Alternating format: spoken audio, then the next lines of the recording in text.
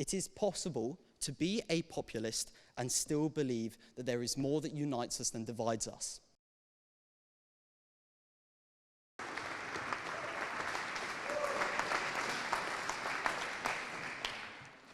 Mr. President, I would like to begin by thanking you for giving me the opportunity to speak tonight in the first of many great debates this term.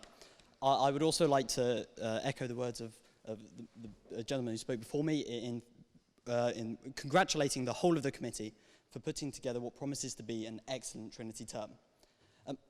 However, this being said, Mr. President, I do have somewhat of a confession to make. While I was absolutely beside myself with delight when you asked me to speak in this debate, I admit that having finished our conversation, it occurred to me that I had somewhat of an issue. I did not believe that populism is, or ever could be, anything but a threat to democracy. Indeed, as any good student of history and politics such as myself knows, the ultimate source of all political knowledge is, without a shadow of a doubt, Rory Stewart and Alistair Campbell's The Rest is Politics podcast.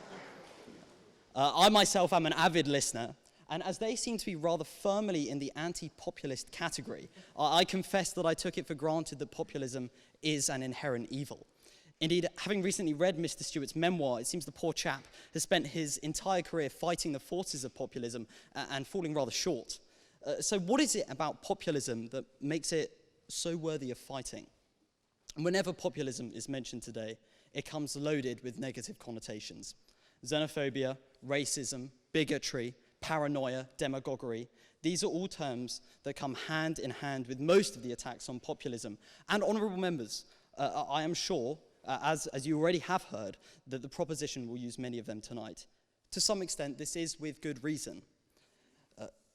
The particular form of right-wing populism, which has an iron grip on politics across the globe today, often begets a shameful level of closed-mindedness, hostility, and intolerance. It is the force which has driven Britain and America to some of its wildest and wackiest of political moments over the last decade or so. Look at Liz Truss, a politician so caught up in pandering to the swashbuckling fantasies of certain voters that she forgot basic economic competence, and who in the process reduced the premiership to a competition with a leafy green vegetable. Look at Jeremy Corbyn, a politician who demonstrates how, just like the right, the left can be equally as guilty of becoming so enamoured with making wild promises to the electorate and fostering their antagonism that they forget the practical constraints of politics and drive the country towards division. Look at Donald Trump, a man who caters to the electorate by setting his grubby fingers on every climate and international security agreement that he can and tearing them apart. A man who is perhaps admired outside of America only by Vladimir Putin and his cronies. At first glance, honourable members, I cannot blame those of you whose instincts ally you with the proposition. I confess, Mr. President, that so far I have not delivered much of a case against the dangers of populism. However, these issues must be laid bare before I delve into the foundation of my argument. I insist that while what we are seeing across the globe today does demonstrate the demagogic dangers of rampant populism, that this is not what populism either represents at its core or is all that it offers to politics today. So what is populism? It is not, as the proposition would have you believe, a unique phenomenon, nor is it simply the tool of the radical. It is not allied to one party or another, nor to either side of the political debate. It is not new, and it is not dangerous in itself. Honourable members, instead of being a threat to democracy, I would argue firstly that populism is fundamental to the operation of democracy, and secondly, that it's only through the embracing of populism that it can be reclaimed from the clutches of the demagogues. I argue this because populism at its very core is not the pitting of the elite versus the mass, nor is it the immigrant versus the non-immigrant, or the Republican versus the Democrat. It is not the Leave voter versus the Remainer, nor is it the educated versus the uneducated. Populism is simply the notion that the people should have a say in their government. It is possible to be a populist and still believe that there is more that unites us than divides us. And while yes, if you Google what is populism, which I confess I did do in preparation for this debate, It brings up results concerning the pitting of groups against each other. It also simultaneously notes how populism is the view that people should be represented by their government. It also curiously brings up articles from 2018 from The Sun about how populist members of the European Parliament were set to engage in a rap battle in order to promote the EU to young people. I confess I didn't follow up on this and find out whether this rap battle did take place, but make of that what you will. However, if we are to evaluate populism not by how it has been co-opted today, but by what it means at its very core, who really disagrees that ordinary people who have to spend their lives under the yoke of the state, often with little say in how the government actually operates, should not be represented by their government? Indeed, as I'm sure Speaker Pelosi would agree alongside any American members of the audience tonight, is it not the doctrine of government of the people, by the people, and for the people that underpins the foundational principle of the world's most powerful democracy? Is America not, therefore, a populist nation by its very essence? For those unconvinced or perhaps unimpressed by my references to the American system, which I do understand, is it not the... no, thanks.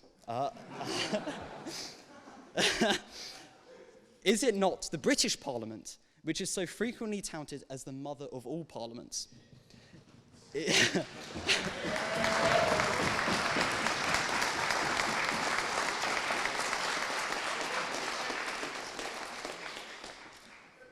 Is it not upon the government of ancient Greece, the cradle of democracy, which so much of our political philosophy and institutions are constructed?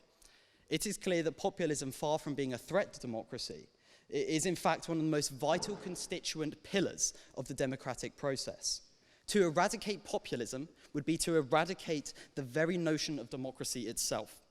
In spite of what the proposition would have you believe, you cannot have democracy without populism.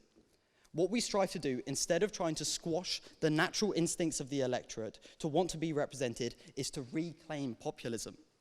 Indeed, even if you are unconvinced by my account of populism, it does not take a political genius to recognize that the Western establishment's attempts to quell the populist instinct and squash populist leaders have almost all failed. In Europe, Le Pen seems set never to give up running for the presidency, and indeed look at how close she was in both of her previous attempts. In Britain, those who attempted to beat the populism of Nigel Farage by ridiculing his mission have been swept from office. In America, the support for those so-called populist members of Congress, such as Ted Cruz or Marjorie Taylor Greene, show little sign of wavering so long as they adhere to Trump's particular form of populism. We cannot simply brand populism the ideal of fruitcakes, loonies, and closet racists, to borrow from the words of our illustrious Foreign Secretary, because by doing so, we place ourselves at odds with the electorate itself. And we provide those seeking to shepherd the electorate into their corruptive camp with the ammunition that their campaign requires. So, in order to fight populism, we must embrace the fight on their turf, not try and drag them onto our own. There are dangers in this, of course. We could slip into the same form of antagonistic quarreling and destructive policymaking that has led the democratic world to where it is today. However, honourable members, I implore you to consider the greater dangers of allowing another decade of disarray, discontent, and damningly incompetent government. If we allow the drum of populism to be beat by the likes of Donald Trump and his band of corner shop knockoffs, then the world will follow. We need only to look back at the attempt by supporters of Bolsonaro to recreate, well, a rather wet attempt at recreating the January 6th riots of 2021. Democracy is sick. Across the world, people are rebelling against the established order, and populism is the means by which this discontent is being expressed. However, it is not the job of politicians to arrogantly dismiss this instinct. They work for the voters, not the other way around. They must accept that populism is a foundational component of democracy which has been allowed to be manipulated by demagogic figures into becoming a powerful tool which seeks to dismantle the international order. We cannot allow this to happen, but we cannot prevent it by trying to rise above it. We must instead use the tactics of the populist to restore democracy to a system which seeks to work for all once more. We must clamber into the trenches with the demagogues and fight them head on, with populism being our weapon of choice. Simple messaging and a willingness to look inward at the features of the system which has allowed dangerous populism to emerge must be tackled head on. Honourable members, I put it to you this way: we must make populism great again.